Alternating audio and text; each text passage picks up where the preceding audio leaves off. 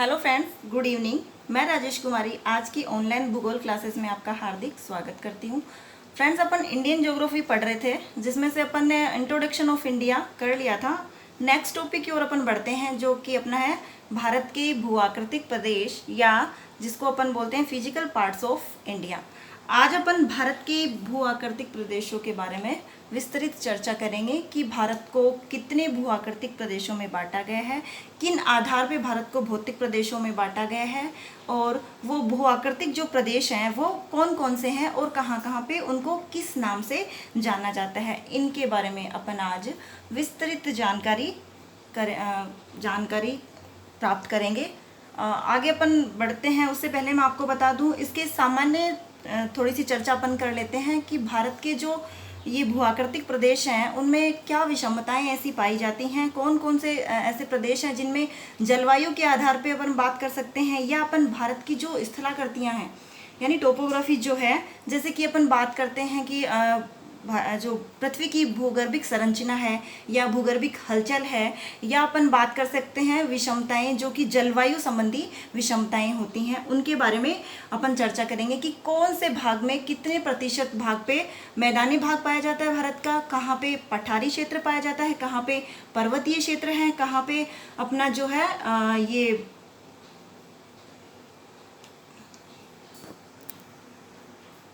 मरुस्थलीय प्रदेश पाया जाता है। तो अपन उनके बारे में आज विस्तृत जानकारी प्राप्त करेंगे। तो अपन सबसे पहले देख लेते हैं कि भारत के जो भौतिक प्रदेश हैं उनको 6 भागों में बांटा गया है। और आज का जो अपना ये टॉपिक है वो एमए फाइनल और जो बीए फाइनल है उनके सिलेबस के अकॉर्डिंग तो है ही। साथ ही मैंने पहले भी बताया था कि ये जो टॉपिक अपने इंडियन ज्योग्राफी से चल रहे हैं वो बहुत सारी जो कंपटीशन एग्जाम जो होती हैं जितनी भी, उनके लिए बहुत ही महत्वपूर्ण होते हैं। उनमें अधिकतर जो है क्वेश्चंस पूछे जाते हैं। तो ये जो टॉपिक है इम्पोर्टेंट, वेरी वेरी इंपॉर्टेंट आप जिसको कह सकते हो, बहुत ही इंपॉर्टेंट टॉपिक है अपना, जिसके बारे में आज अपन चर्चा कर रहे हैं। तो सबसे पहले मैं आपको बता दूं कि भारत का जो संपूर्ण क्षेत्रफल है, यानी भारत का जो संपूर्ण क्षेत्रफल यानी 32,87,263 वर्ग किलोमीटर है संपूर्ण क्षेत्रफल के, यानी मैंने पहले भी बताया था 32,87,263 वर्ग किलोमीटर जिसको अपन बोलते हैं संपूर्ण क्षेत्रफल के। यानी अपन बात करते हैं संपूर्ण क्षेत्रफल की, तो अलग अलग क्षेत्र की अपन इसमें बात करते हैं कि कौन सा भाग उत्तरी पर्वतीय प्रदेश है, कौन सा भाग प्रायद्वीपीय पठार है। लेकिन उससे पहले मैं आपको बता दूं कि इनका जो इनको जो अलग अलग डिवाइडेशन भारत का किया गया है वो कहाँ कहाँ पे कौन कौन से किस किस नाम से जाने जाते हैं। अगर अपन सबसे पहले अपन बात करते हैं तो एक बार अपन यहाँ पे सामान्य जानकारी एक बार ले लेते हैं कि इसमें कहाँ कहाँ पे कौन से कितने प्रतिशत पर कौन सा मैदानी भाग है, कितने प्रतिशत पर कौन सा पहाड़ी क्षेत्र है, तो वो एक बार अपन देख लेते हैं। अगर अपन भूगर्भिक हलचलों की बात करते हैं तो भूगर्भिक हलचलें अपन किन को कह सकते हैं, जैसे कि भूकंप है, ज्वालामुखी है। ये अपन सबको पता है कि पृथ्वी की जो आंतरिक संरचना है उसमें लगभग भूकंप और ये जो ज्वालामुखी है वो हमेशा विस्फोटित होते रहते हैं। अगर अपन भारत की बात करते हैं तो अपने भारत में भी आपको पता है अपना जो अंडमान निकोबार वाला जो क्षेत्र है, तो अंडमान निकोबार में जो मध्य अंडमान है, अपना मध्य अंडमान में 2 ज्वालामुखी हैं। एक तो अपना है बैरन ज्वालामुखी और एक है अपना नारकोंडम। यानी ये जो ज्वालामुखी हैं दोनों भारत में ही अपने मध्य अंडमान में पाए जाते हैं, जो कि सक्रिय और शांत ज्वालामुखी माने जाते हैं। अगर अपन बैरन ज्वालामुखी की बात करते हैं तो बैरन द्वीप पे स्थित है, जो कि हमेशा सक्रिय अवस्था में रहता है। और नारकोंडम की अगर बात करते हैं तो वो शांत अवस्था वाला ज्वालामुखी माना जाता है। कहने का मतलब है कि भारत में कहीं कहीं पे ज्वालामुखी भी पाए जाते हैं, कहीं कहीं पे अगर अपन बात करते हैं पठारी क्षेत्र पाया जाता है। तो अगर अपन भूगर्भिक हलचलों की बात करते हैं तो जैसे मैंने बताया अपनी पृथ्वी की आंतरिक संरचना के बारे में, जैसे कि बैरन ज्वालामुखी और नारकोंडम जो भारत में ही अपने पाए जाते हैं। अगर अपन पर्वतीय क्षेत्रों की बात करते हैं तो भारत के 18% भाग पर क्या पर्वतीय प्रदेश अपने पाए जाते हैं। और अगर अपन 11% भाग पर पर्वतीय क्षेत्र पाया जाता है। और अगर अपन पहाड़ी क्षेत्र की बात करते हैं, यानी ये जो पूर्वी इलाका जो है पहाड़ी क्षेत्र वाला जो है, वहाँ पे अगर अपन पहाड़ी क्षेत्र की बात करते हैं तो 18% भाग पर पहाड़ी क्षेत्र पाया जाता है। और अगर अपन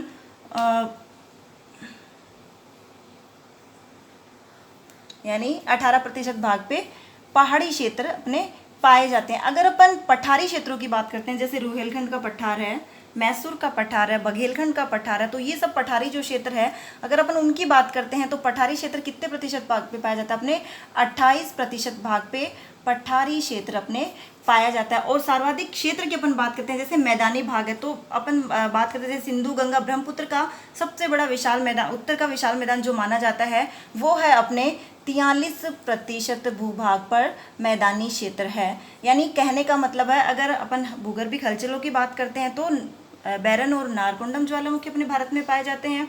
और अगर अपन भूगर्भिक संरचना की बात करते हैं, जैसे पर्वत है, पठार है, तो अगर अपन पहाड़ी क्षेत्र की बात करते हैं तो कितना हो गया? 18% पर पहाड़ी क्षेत्र पाया जाता है। और अपने जो 11% भूभाग पर क्या पर्वतीय क्षेत्र है, अपन इसको कई बार 10.7 भी देखते हैं, जो कि 11% के लगभग ही होता है। यानी अगर 10.7% आ जाता है तो भी अपन क्या मानेंगे कि पर्वतीय ही क्षेत्र है, क्योंकि किसी किसी बुक में 10.7 दे के रखते हैं और कहीं पे 11, तो लगभग अगर अपन अनुमान लगाते हैं तो 11% भूभाग पर अपने क्या होता है? पर्वतीय क्षेत्र पाए जाते हैं। अब अपन बात करते हैं जलवायु संबंधी, यानी ये तो हो गई अपनी भूगर्भिक हलचल और भूगर्भिक संरचना के तौर पे भारत में जो विभिन्नताएं हैं वो पाई जाती हैं। अब अगर अपन बात करते हैं अपनी जलवायु संबंधी विषमताओं की, तो अपन बात करते हैं, जैसे अपन देखते हैं कि भारत का ये जो भाग है उत्तरी पर्वतीय प्रदेश है, और ये पहाड़ी वाला क्षेत्र, यानी है तो उत्तरी पर्वतीय प्रदेश ही, लेकिन ये पहाड़ी इलाका है पूरा का पूरा।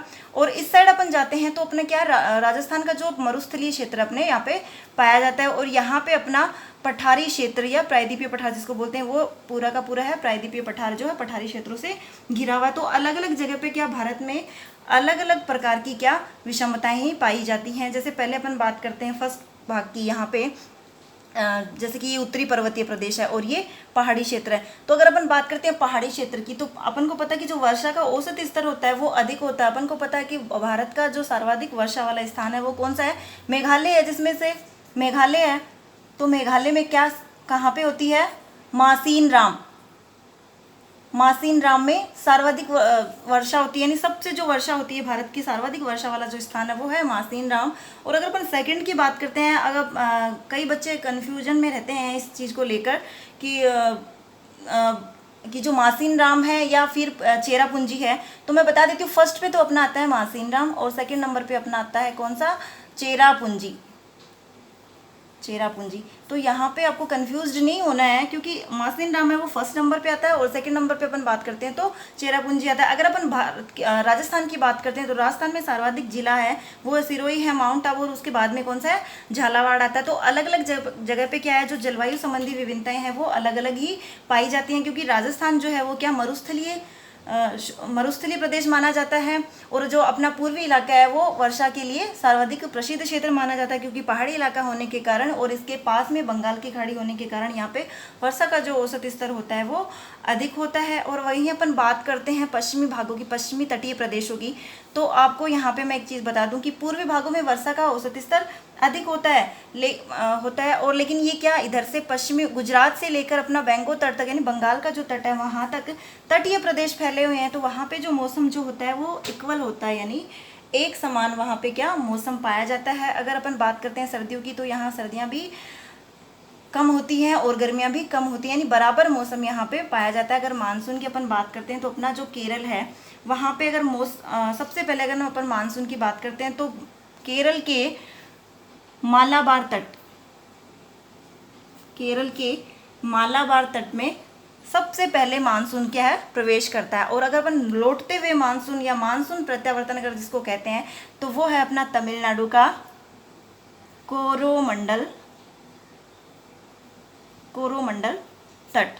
कहने का मतलब कि मानसून की जो आवागमन तिथि है वो तो मालाबार तट से 1 जून को मानी जाती है, और कोरोमंडल तट पे क्या मानसून, यानी जिसको अपन मावट कहते हैं, सर्दियों में होने वाली वर्षा जो स्टार्टिंग होती है कोरोमंडल तट पे सबसे पहले होती है, उसके बाद में ही वो भारत में संपूर्ण भारत में ऐसे प्रवेश करती है।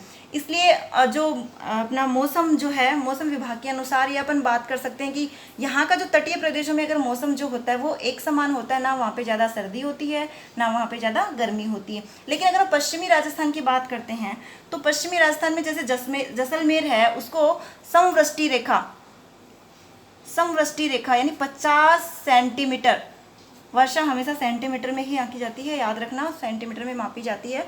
तो वर्षा का जो औसत स्तर होता है, समवृष्टि रेखा है, वो 50 सेंटीमीटर निर्धारित की गई है, क्योंकि यहाँ पे राजस्थान में मरुस्थलीय इलाका होने के कारण क्या वर्षा जो होती है वो हमेशा कम होती है, इसीलिए हमेशा शुष्क मरुस्थलीय प्रदेश, जैसे जैसलमेर, बाड़मेर, इस साइड के जो इलाके हैं सारे, वहाँ पे क्या वर्षा है वो कम होती है। लेकिन अपन राजस्थान की झालावाड़ क्षेत्र की बात करते हैं या सिरोही जिले की बात करते हैं, तो वहाँ पे जो वर्षा होती है वो अधिक होती है, क्योंकि वो आर्द्र जिले कहलाते हैं और इसीलिए वहाँ पे वर्षा भी क्या अधिक होती है, क्योंकि सिरोही जो है वो एकदम से पहाड़ी इलाका है और वहाँ पे वर्षा अधिक होती है, लेकिन जैसलमेर में वर्षा कम होती है। राजस्थान जो है शुष्क मरुस्थलीय प्रदेश कहलाता है। कहने का मतलब अगर पूर्वी भाग की बात करते हैं तो वर्षा अधिक होती है, पश्चिमी तटों की अगर अपन बात करते हैं तो जो मौसम है वो एक समान रहता है। नहीं, तट जहाँ पे होते हैं, जिनकी जो तट जो होते हैं वो समुद्र से सीमा लगी रहती है, इसलिए वहाँ पे जो वर्षा होती है वो 200 सेंटीमीटर से भी अधिक होती है। वर्षा जो होती है वो 200 सेंटीमीटर से भी अधिक होती है और इसलिए वहाँ पे सदाबहार या सदाहरित वन जिसको अपन बोलते हैं वो वन पाए जाते हैं। अब अपन बात करते हैं कि कौन से भाग को किस नाम से जाना जाता है, तो वो एक बार अपन देख लेते हैं कि भारत को जो भौतिक प्रदेश हैं उनको 6 भागों में बांटा गया है। अगर अपन बात करते हैं भारत के भौतिक प्रदेशों की, तो बहुत सारी बुक्स वगैरह में जो होता है वो 5 प्रदेशों में ही बांटा गया है, क्योंकि उसमें मरुस्थलीय भाग को शामिल नहीं किया गया है। अर्थात जो मरुस्थलीय प्रदेश है उसको शामिल नहीं किया गया। लेकिन अगर अपन नई एनसीईआरटी की बात करते हैं तो उसमें मरुस्थलीय प्रदेश को भी शामिल किया गया। यानी पहले के अकॉर्डिंग अपन देखते हैं, अपन को क्या नई एनसीईआरटी के अकॉर्डिंग ही चलना है, तो उसमें से अपन मरुस्थलीय प्रदेश को भी शामिल किया गया। और कहीं कहीं के अपन देखते हैं तो 5 भाग इसलिए माने जाते हैं कि भारत का जो तटीय क्षेत्र है और अपना द्वीपीय क्षेत्र है उसकी जो टोटल सीमा है उसको एक ही माना गया। जैसे कि अपन स्थलीय सीमा की बात करते हैं तो 15,200 है स्थलीय सीमा, यानी स्थलीय सीमा कितनी है अपनी 15,200 किलोमीटर। और अगर अपन जलीय सीमा की बात करते हैं तो कितनी है जलीय सीमा अपनी 6100 किलोमीटर।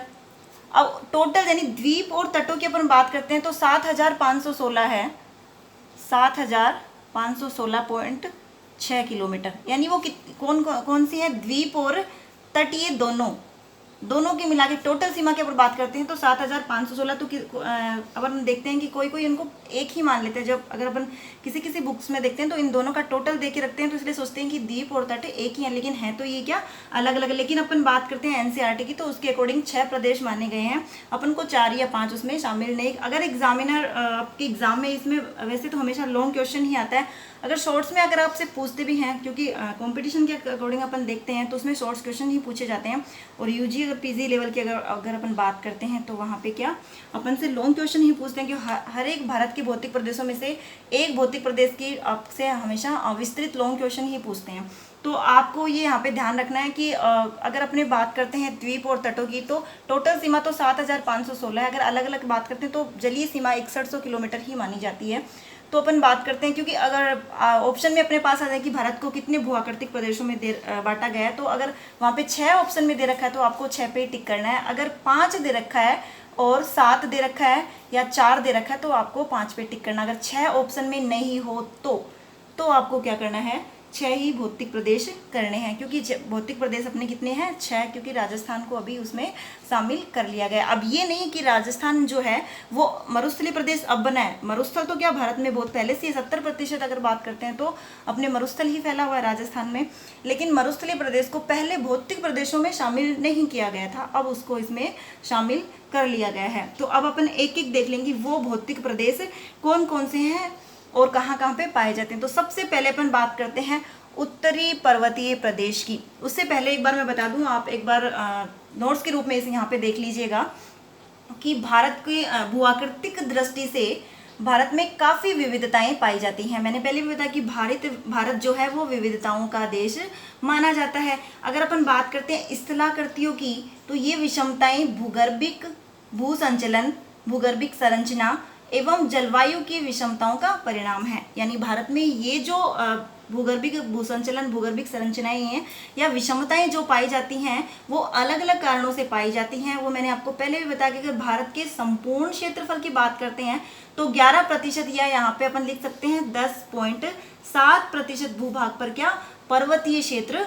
पाए जाते हैं। यानी यहाँ से लेकर ये जो अपना भूटान वाला क्षेत्र है वहाँ पे क्या पूरे के पूरे 10.7% भाग पर पर्वतीय क्षेत्र पाए जाते हैं और 18% भाग पर, ये जो पूर्वी भाग है पूरा 18% भाग जो क्या है वो पहाड़ी प्रदेश है। और अगर अपन बात करते हैं पठारी क्षेत्रों की, यानी ये जो है पठारी क्षेत्र, टोटल ये पठारी क्षेत्र है जो कितने 28% भाग पर जो है पठारी क्षेत्र पाए जाते हैं। और अगर मैदानी क्षेत्रों की अपन बात करते हैं, यानी गंगा ब्रह्मपुत्र का जो मैदान है वो टोटल कितना है 43% भाग पे क्या अपने मैदानी भाग पाए जाते हैं। एक बार अपन उन 6 भागों के नाम देख लेते हैं कि कौन कौन से नाम हैं उनके। तो सबसे पहला है अपना उत्तरी पर्वतीय प्रदेश, वो अपन आगे देखेंगे कहाँ पे उत्तरी पर्वतीय प्रदेश है जो वो पाया जाता है। फिर सेकंड है उत्तर का विशाल मैदान, वही अपना गंगा ब्रह्मपुत्र और सिंधु नदी का मैदान जो क्या उत्तर का विशाल मैदान कहलाता है। तीसरे पे अपना आता है प्रायद्वीपीय पठार, चौथे पे अपना आता है तटीय मैदान, और पांचवे पे आता है द्वीपीय समूह, और छठे पे आता है मरुस्थलीय प्रदेश। यानी टोटल हो गए अपने 6 मरुस्थलीय प्रदेश भारत में 6 भौतिक प्रदेश भारत में पाए जाते हैं। अब बात करते हैं एक एक की, यानी यहाँ से लेकर यानी ट्रांस हिमालय से लेकर यहाँ तक वाला जो भाग है अपना उत्तरी पर्वतीय प्रदेश के नाम से, यानी ये भाग है अपना उत्तरी पर्वतीय प्रदेश, इसको बोलते हैं अपन उत्तरी पर्वतीय प्रदेश।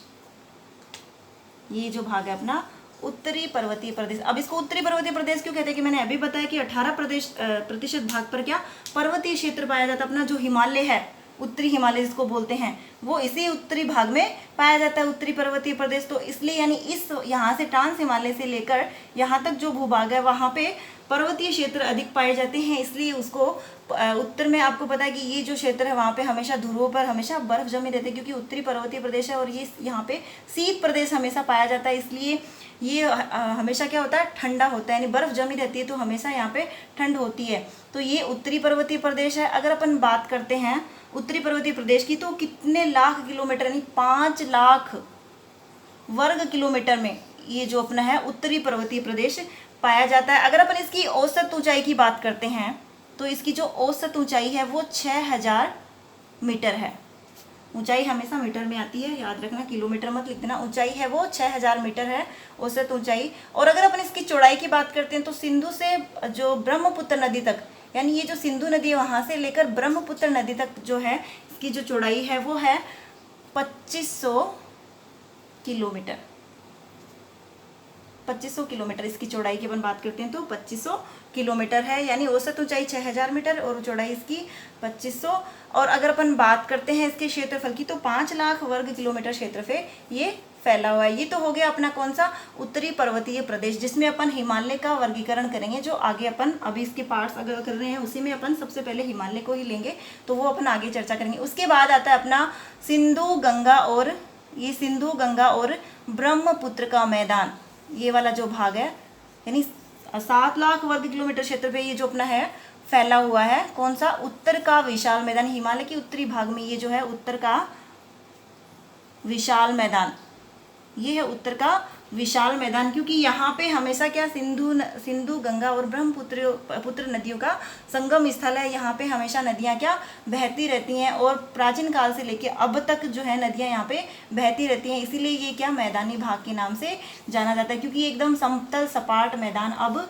बन चुका है, इसलिए अब ये उत्तर के विशाल मैदान के नाम से जाना जाता है। अगर अपन थर्ड बात करते हैं भाग की तो ये है अपना प्रायद्वीपीय पठार। प्रायद्वीप का मतलब मैंने पहले भी बताया था, जो तीनों ओर से जल से घिरा हो, यानी एक साइड अरब सागर, हिंद महासागर और बंगाल की खाड़ी, तीनों ओर से जल से घिरा हो, वो कहलाता है प्रायद्वीप। तो ये प्रायद्वीपीय क्षेत्र भी अपने भारत का बहुत सारा जो भूभाग है वो घेरे हुए, यानी अगर अपन बात करते हैं पठारों की, जैसे कर्नाटक का पठार है, बघेलखंड का पठार है, रुहेलखंड है और नागपुर का पठार है, तो ये सब पठार जो है इसमें शामिल होते हैं। और भी अनेक पठार हैं जो इसमें अपन शामिल कर सकते हैं। यानी ये जो है भाग यहाँ पे पठारी भाग है, यहाँ पे कितने प्रतिशत भूभाग पे 28% भूभाग पठारी क्षेत्रों से घिरा हुआ है। तो ये हो गया अपना पठारी प्रायद्वीपीय पठार। ये अपना हो गया प्रायद्वीपीय पठार। और अगर अपन बात करते हैं तटीय क्षेत्रों की, यानी ये वाला जो भाग है, ये जो भाग है वो है अपने तटीय प्रदेश।